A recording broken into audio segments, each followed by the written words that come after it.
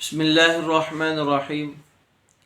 हम गुफ्तगू करेंगे क़ुरबानी के वक़्त पर कि क़ुरबानी का वक़्त कब शुरू होता है और इसका एंड कब होता है, किन औक़ात में क़ुरबानी कर सकते हैं, किन में नहीं, किन अय्याम में क़ुरबानी अफजल है, किन में अफजल नहीं, कौन से औक़ात में अफजल है, कौन में अफजल नहीं, इसके बारे में बातचीत करते हैं।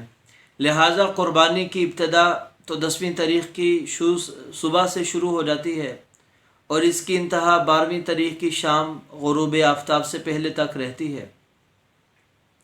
इसके दरमियान में किसी भी वक़्त अगर कोई आदमी क़ुरबानी करता है उसकी क़ुरबानी अदा हो जाएगी। जो आदमी शहर में रह रहा है उसके लिए ईद की नमाज से पहले क़ुरबानी करना दुरुस्त नहीं।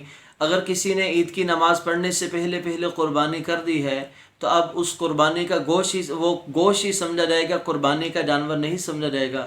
अलबत्ता देहात के लोग जहाँ पर ईद की नमाज़ की शराइत नहीं पाई जा रही, वहाँ ईद की नमाज़ नहीं होती, वो लोग अगर सुबह सादिक के तुलू होने के बाद क़ुरबानी करते हैं, ईद की नमाज से पहले वक़्त से पहले क़ुरबानी कर लेते हैं तो उनकी क़ुरबानी करना जायज़ होगा। ऐसे ही अगर कोई आदमी शहर के अंदर मौजूद है लेकिन अपने जानवर को देहात में बेच देता है, ऐसे देहात में जहाँ पर ईद की नमाज नहीं होती, तो वो तुलू सादिक के बाद क़ुरबानी अगर करना चाहें तो अगरचे आदमी शहर में है तो इसकी क़ुरबानी अदा हो जाएगी।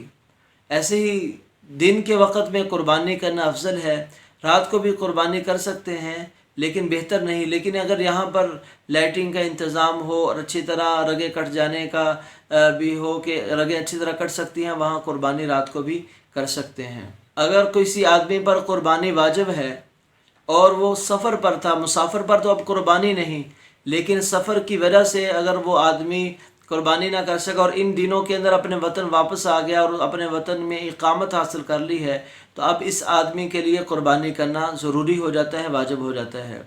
ऐसे ही अगर आदमी इन दिनों के अंदर अपने घर के अंदर मौजूद था लेकिन इन क़ुरबानी के दिनों में वो क़ुरबानी, एक आदमी अगर क़ुरबानी के दिनों में क़ुरबानी नहीं कर सका तो अब वो क़ुरबानी के जो पैसे हैं, जो उसकी जितनी कीमत की क़ुरबानी बनती थी, उन क़ुरबानी को उन पैसों को सदका खैरात कर ले और इस पर तौबा इस्तिग़फ़ार कर ले। अगर कोई आदमी इन क़ुरबानी के अय्याम में क़ुरबानी की कीमत के बराबर सदका खैरात कर देगा तो ये गुनाहगार होगा, उसकी क़ुरबानी का वजूब उससे साक़त नहीं होगा। ऐसे ही अगर किसी आदमी ने क़ुरबानी का जानवर अब ख़रीद रखा था लेकिन मसरूफ़ियत की वजह से, किसी उज़्र की वजह से उसको ज़िबा नहीं कर सका, तो अब उस आदमी के जानवर का उस आदमी के लिए ज़रूरी है कि उस जानवर को सदका कर दे। सदका करना वाजिब है, उसका ज़िबा करके गोश्त खाना अब इस आदमी के लिए जायज़ नहीं है। क़ुरबानी का जानवर अपने हाथ से ज़िबा करना बहुत बेहतर है,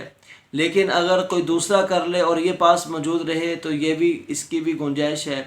क़ुरबानी के लिए नियत ज़ुबान से करना ज़रूरी नहीं, दिल में नियत हो कि मैं अल्लाह की रज़ा के लिए क़ुरबानी का जानवर करने लगा हूँ। अल्लाह ताला हम सब को पूरे वक़्त में और अफजल वक़्त में पहले दिन में अपने अपने इलाक़ों में क़ुरबानी करने की तौफ़ीक़ अता फ़रमाए।